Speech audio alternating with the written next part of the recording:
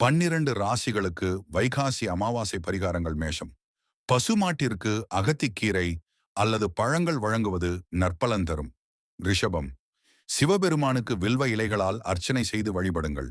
மிதுனம், ஆதரவற்ற முதியவர்களுக்கு உங்களால் இயன்ற அன்னதானம் அல்லது வஸ்திரதானம் செய்யுங்கள். கடகம், அம்மனுக்கு நெய் தீபம் ஏற்றி வழிபடுவது அதிர்ஷ்டத்தை இரட்டிப்பாக்கும். கன்னிமறைந்த முன்னோர்களை நினைத்து எள் தண்ணீர் இறைத்து தர்ப்பணம் வழிபடுவது மிகச்சிறந்தது. துலாம், கால பைரவருக்கு செவ்வரளி பூக்களால் அர்ச்சனை செய்து நல்லெண்ணெய் தீபம் ஏற்றி வழிபடவும். விருச்சிகம், மகாவிஷ்ணு வழிபாடும் துளசி அர்ச்சனையும் உங்களுக்கு மன அமைதியை தரும். தனுசு, அனுமன் சந்நிதியில் நெய் தீபம் ஏற்றி வழிபடவும். மகரம், ஏழை எளிய மாணவர்களின் கல்விக்கு உங்களால் இயன்ற பண உதவி அல்லது நோட்டு புத்தகங்களை வாங்கிக் கொடுங்கள்.